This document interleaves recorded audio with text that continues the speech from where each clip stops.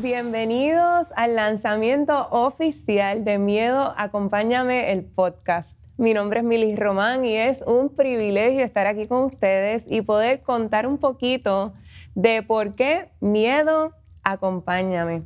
Hemos tratado de crear un espacio donde podamos ser vulnerables, reales y honestos con nuestras historias y donde sea un lugar seguro que te anime y te invite a igualmente ser vulnerable y honesto con tu historia. Para mí el miedo ha sido una persona que ha tratado, o una cosa que ha tratado de meterse dentro de mi historia para frenarme, y probablemente tú has pasado por lo mismo. Así que por esa razón, hoy quiero contarles un poquito de mi historia con el miedo, porque me parece importante que podamos descubrir desde dónde viene el miedo para que lo puedas comenzar a trabajar. Y aquí me voy a abrir con ustedes para contarles un poquito de mi historia, o por lo menos del primer recuerdo o del recuerdo más concreto que yo tengo, que ocasionó muchísimos temores que afectaron mis relaciones, la manera de yo crecer y cómo yo veía a las personas y qué cosas me aterraban para yo entonces poder dar pasos positivos en mi vida. Y les comienzo a contar. Yo no recuerdo qué edad yo tenía cuando esto ocurrió, pero sé que estaba bien chiquita. Yo vengo de una familia que tengo una hermana mayor, y esta hermana para mí, ¿verdad? Yo recuerdo que de chiquita para mí mi hermana era mi todo, y yo recuerdo mucho que yo le tenía pánico a la oscuridad. Yo no sé cuántos han crecido con pánico a la oscuridad, pero yo no podía estar en un cuarto oscuro de chiquita porque yo tenía muchísimo miedo. Pero yo dormía con mi hermana, así que mi hermana era mi peluche, era mi espacio seguro. Y yo recuerdo que cuando yo me levantaba en la noche para ir al baño, yo despertaba a mi hermana para que mi hermana me acompañara. ¿Qué ocurre? Una noche yo me levanto para ir al baño y yo dormía en la misma cama con mi hermana, y esa noche yo traté de levantar a mi hermana, pero no la sentí. Y no sentirla implicó de que ella no estaba en la cama conmigo. Y eso me dio un terror que yo gateando, recuerdo que fui gateando porque estaban las ventanas de mi casa y yo no, o sea, yo pensaba que iba a salir como un monstruo de la ventana, así que yo no quería que la ventana me viera, yo no quería mirar la ventana, y lo que hice fue gatear hasta llegar a la puerta del cuarto de mis papás, y les toqué la puerta con mucho miedo para que me llevaran al baño. Y hacer eso implicó a que mis papás se enteraron esa noche que mi hermana se había escapado de la casa. Mi hermana tenía 15 años en ese momento. No me toca contar la historia de mi hermana, pero sí les puedo decir que esta parte de su historia afectó la mía, porque ese día me encontré sin hermana. Y fui la chota que le dijo a mis papás: mi hermana se escapó de la casa. Así que eso abrió la puerta a una situación familiar incómoda, y yo honestamente tengo que decir que tenía más o menos como 4 o 5 años cuando esto ocurrió. Y recuerdo muy bien que desde ese día en adelante mi hermana ya no vivió conmigo, y fue bien duro y bien difícil porque fue un despegue de un espacio seguro para mí. Ya no tenía a mi hermana con quien dormir. Ya yo pasaba unas noches con mucho miedo en mi cuarto, y yo creo que en muchas ocasiones me pasaba al cuarto de mis papás y me lo permitían, o iba con mis hermanos, pero comencé a tener esos temores. ¿Qué ocurre? Unos años después, mis papás deciden que nos vamos para Estados Unidos, y yo tengo aproximadamente 8 años cuando esto pasa. Vamos para Estados Unidos y yo me enfrento a una nueva realidad de vida a la que yo no estaba acostumbrada. Lejos de lo que era lo normal y lo de costumbre para nosotros, un lenguaje completamente diferente, un estilo de vida completamente diferente, y eso trajo consigo también muchísimos temores.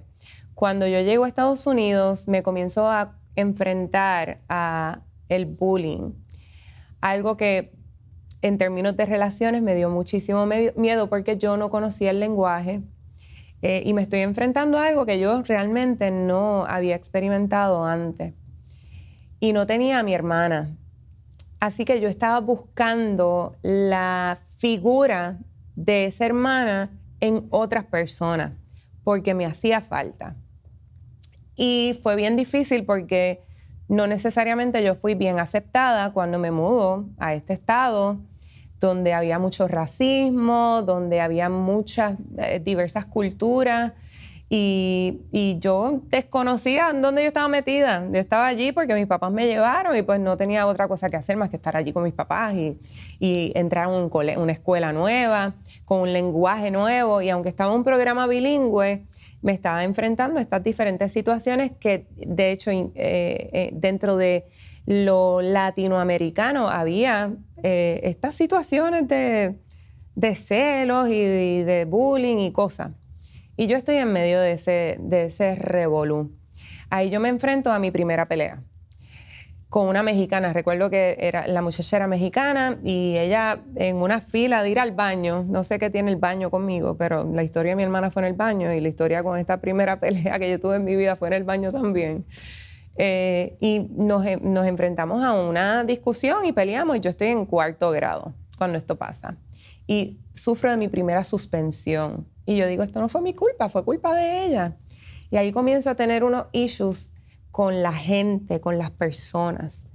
Pero logro hacer clic con una amiga que era mi vecina y ella y yo nos hicimos best friends. Y para mí, yo guardé esa relación por los años que estuve viviendo en Estados Unidos, aunque ella era un año mayor que yo. Hicimos buena amistad y para mí ella fue esa persona con la que yo podía jugar, que yo crecí, ese sueño que uno ve en películas, que tú creces con las mismas amistades todo el tiempo, pues eso era ella para mí.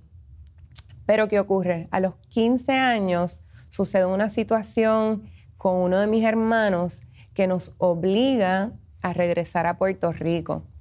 Y esta situación fue bastante repentina. No fue algo muy planificado, sino que me tomó bastante de sorpresa, tanto así que cuando llegamos a Puerto Rico, yo llego a Puerto Rico sola y comienzo a quedarme en el hogar de unas amistades de mis papás que yo los conocía cuando chiquita, pero llevaba 8 o 9 años en Estados Unidos y no tenía esa relación.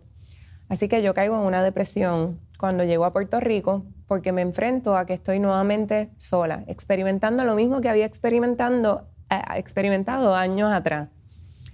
En esta soledad de una nueva cultura y un nuevo lenguaje, porque ya yo estaba americanizada y ya yo no me sentía parte de esta cultura. Me llevan a un colegio. Quien me llevaba al colegio era mi maestro de salón hogar. A todos ustedes que me están escuchando a los 15 años, que tú vayas al colegio acompañado de tu maestro de salón hogar, es como, qué bochorno, ¿qué es esto? Yo soy nueva, en Estados Unidos tú te vestías así casual. Aquí me enfrento a la realidad de que tengo que usar uniforme, esas faldas incómodas que pican todo. Y sin amigos. Siendo aquella amiga que yo tenía, la única amiga con la que yo decía, yo tengo esta relación que era la que me hacía falta desde chiquita, ya no la tengo, me enfrento a esa pérdida nuevamente, trato de construir relaciones en este nuevo colegio y vuelvo a comenzar a ser víctima de bullying. Las personas haciéndome daño, personas que decían ser mis amigas apuñalándome en la espalda. Situaciones de jovencitas, ¿verdad? No puedo decir que son cosas trágicas o grandes, pero cosas que eran incómodas y que yo vengo de enfrentar estos diferentes temores que ya comienzan a como calcomer mi vida y mi corazón y yo me comienzo a sentir que no soy valiosa para nadie. No fui valiosa para mi hermana, se fue. Mis papás no me entienden porque ellos me sacan de un lugar y me envían a otro, porque ahora a los 15 años, cuando tú piensas que tú tienes tu vida cuadrada, no la tienes cuadrada, pero a los 15 años tú juras que sabes lo que quieres. Y entonces vienes a un lugar nuevo. Ahí estaba yo, en este lugar nuevo, en este colegio nuevo, enfrentándome a situaciones emocionales y con una depresión. No estaba fácil. Estuve un año en ese colegio. Al año mis papás deciden cambiarme de colegio y a su vez deciden comenzar esta etapa donde vamos a ponerte en clases de refinamiento y modelaje para que tú te refines, porque yo era tomboy. Cuando yo llegué de Estados Unidos a Puerto Rico era bien tomboy. Yo sé que muchas personas que me conocen no van a creer esto, pero eso es una realidad. Yo vestía con los maones de mis hermanos, size 40, las camisas X large. Yo era un fideo, era bien flaca y siempre estaba con ropa bien grande. No era conforme con mi cuerpo. Eran diferentes situaciones que yo sé que muchas de nosotras enfrentamos. So, ellos deciden, vamos a refinarte, pero también sé que lo están haciendo porque entienden que esto puede ser bueno para mí. Y la realidad es que lo fue. Aprendí mucho, comienzo a hacer cosas en el modelaje y hago clic. Finalmente es el momento que yo hago una amiga. Y yo siempre estaba buscando con quién conectar. Recuerden, buscando la imagen de mi hermana. Elba. Se llama Elba. Ella y yo nos hicimos grandes amigas y éramos las que yo me quedaba en su casa, nos jangueábamos, tú sabes, era esa etapa de los 16, 17 años y la pasábamos súper bien. Me fascinaba su mamá conmigo, yo era como su hija también. Ella tenía 2 hermanitos y tú sabes, yo me sentía como que en esta familia bien chévere con la que yo podía compartir y ser yo y finalmente tenía el amor de una amiga. Y yo la amaba a ella, olvídate, como si fuera mi hermana. Cuando nos graduamos de la high, ella decide estudiar fotografía y se va para Fort Lauderdale. Y el plan que nosotras habíamos trazado es, ok, yo voy a estar un año en Puerto Rico y en un año yo me voy para Fort Lauderdale contigo a estudiar fotografía. Sabía yo de fotografía, pero yo dije, yo también me voy para allá porque yo quería estar con mi amiga. Pero ¿qué ocurre? 5 días después, vamos a poner como 2 semanas después de que ella se va para Fort Lauderdale, yo recibo una llamada para dejarme saber que mi mejor amiga había fallecido. Me da sentimiento todavía. Y en ese momento perdí otra hermana. No me pude despedir de ella. No le pude decir que la amaba. No le pude expresar lo que yo sentía. Y fue desprendida una vez más de esa figura o esa imagen de esa persona que yo desesperadamente necesitaba en mi vida. Recuerdo que cuando su cuerpo llegó a Puerto Rico, era el día de su cumpleaños, número 18. Y yo recuerdo cuando llegué a la casa de su mamá esa mañana, antes del velorio, que su mamá gritó que no me quería ver. Y obviamente yo entiendo por qué no me quería ver, porque verme a mí era ver el reflejo de su hija, que ya no estaba. Pero también para mí ese momento fue bien doloroso. Y no tomó mucho tiempo en lo que ella se recompone y entonces juntas podemos ir al velorio de Elba y despedirnos. Y yo traté de ser bien fuerte durante todo ese proceso hasta el final. Que mi mamá me mira ya cuando estamos en el momento de enterrarla y me dice, Mili, ya suéltalo. Y ahí es que yo lloro. Y después de eso, honestamente, yo cerré mi corazón. Y yo dije, no quiero amigas, no quiero relaciones, no quiero nada. Esto es muy duro. Perder gente es muy duro. Sentirme sola y que todo el mundo me abandona es muy fuerte. Y yo todo el tiempo me sentía abandonada por la gente que yo amaba. Así que me encerré. Me encerré literalmente en mi cuarto sola todo el tiempo. No quería saber, pero sabía que yo necesitaba relaciones, porque nosotros fuimos creados para las relaciones. La Biblia dice que, ¿verdad? Nos envió 2 en 2, que es mejor 2 que 1, porque, ¿verdad? Si uno se cae, está el otro para levantarte. Y cuando uno llora, pues tienes un pañito de lágrimas al lado, o tienes esa persona de confianza con la que tú puedes desahogar tus penas y tus situaciones. Pero yo estaba decidida a que no me rompieran más el corazón. Y honestamente, durante los años de escuela, los noviecitos que uno trata de tener no eran muy buenos conmigo, y por querer tener relaciones con personas, y relaciones me refiero a relacionarme con alguien, tener ese novio que me amara, esa persona que me amara, la necesidad de amor que todos tenemos, yo la estaba buscando desesperadamente, y entraba en relaciones que realmente no eran buenas, y yo permitía que me trataran mal o que yo no fuera lo suficiente para las personas, porque yo quería fit in, yo quería ser parte de este grupo, parte de la vida de esta persona. Hasta que pues nuevamente me cerré. En ese proceso de cerrarme, también me enfrento a una realidad, que es que yo no me siento lo suficientemente inteligente. Y era una lucha que yo tenía, porque pues con tanta mudanza y tanta cosa, no es que yo hasta 4º grado fui 4.A. Después de ahí fue un fracaso. O sea, yo fui estudiante de SEO, vamos a poner. Y porque realmente la escuela, pues finalmente mis intereses son bastante artísticos, me gusta el arte, la creatividad y la matemática, ¿no? Como que no mezcla con eso. So, a mí no me interesaba mucho la cuestión de las escuelas.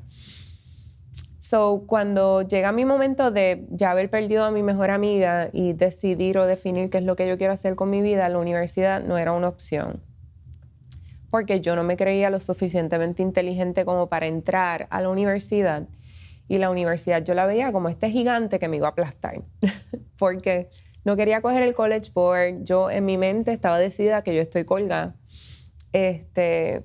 Así que decido irme a trabajar, es lo que yo sabía hacer.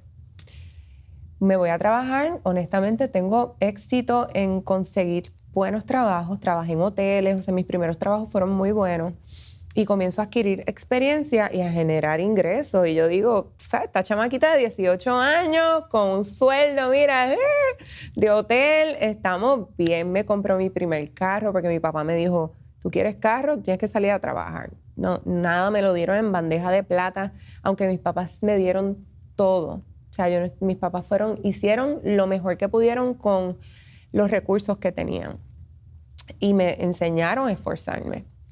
En ese proceso de entrar a la universidad, ya a los 21 años, es que yo decido entrar a la universidad. Entro porque tuve una persona que me dijo, yo creo que tú tienes la capacidad, yo me voy a matricular contigo. Y eso me ayudó a no hacerlo sola, porque recuerden, siempre he necesitado estar acompañada. Me ayudó a entrar a la universidad, y ahí conozco a quien es hoy mi esposo. Cuando yo conocí a mi esposo, fue la primera relación saludable que yo tuve. Fue un hombre que me miró con unos buenos ojos, me respetó, me amó y me enseñó a valorarme, y sobre todo me llevó a conocer a un Jesús accesible, y me enamoró de este ser humano increíble. Pero cuando entramos al matrimonio, yo vengo cargando con mucho caos no resuelto de mi vida. Y ahí comenzamos juntos a enfrentar lo cotidiano del matrimonio, pero con traumas. Y yo vengo con mis traumas, y probablemente él también viene con sus traumas de diferentes crianzas, y vemos la vida de diferentes maneras. Y eso nos lleva a entrar en unas crisis en nuestro matrimonio que finalmente me llevan a mí a buscar ayuda. Y es ahí donde yo descubro toda esta historia, de dónde provienen mis miedos, y comienzo a enfrentarlo. y descubrir cuán importante es tener ayuda, lo es todo. De ahí entro a un proceso, ¿verdad? Estoy ya en la iglesia, conozco a Jesús, estoy comenzando una nueva vida en Jesús, me comienzo a relacionar con Dios y a trabajar poco a poco con las diferentes situaciones, pero todavía tenía la ausencia de ese amor de hermana, de amigas, y me hacía mucha falta. Y yo decía, estamos resolviendo nuestros issues aquí de matrimonio, pero yo todavía tengo un issue interno que tengo que resolver. Y Dios me lleva a esta maravillosa iglesia, se llama Mar Azul. Y Dios comienza a abrir la puerta para yo tener relaciones sanas. Este momento para mí yo lo describo como la abundancia de Dios. Después de sufrir tanta ausencia, y yo digo desperdicio de años, de no tener relaciones, Dios de repente decidió multiplicarlo y bendecirme en abundancia con tantas amigas, que ahora yo no tengo ni dedos en las manos ni dedos en los pies para contar las increíbles amigas que Dios me ha entregado. Comienzo a hacer círculos en mi casa y abro mi corazón para que estas personas conozcan un poco de mi historia, y yo me adentro en la historia de muchas personas.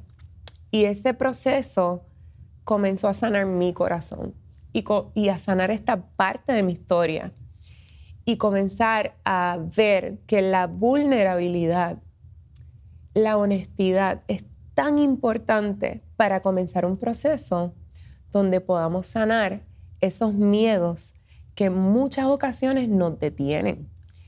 Me detuvo por tiempo de abrir el corazón a que otras personas pudieran entrar y sanar ese vacío y esa ausencia de amor que yo tuve por tanto tiempo. Y no que mis padres no me daban amor, es que el amor de mis padres no es el que yo estaba buscando. Yo ya tenía ese. Yo necesitaba ese que me hacía falta, esa hermana que me hacía falta. Y por eso a mis amigas ahora es mi amiga y es mi hermana. Porque ahora yo encuentro en ellas esas personas que me acompañan en todos mis procesos. Han sido las que me motivan, las que me animan. Detrás de esta cámara hay una que me impulsa a hacer estos proyectos porque son importantes.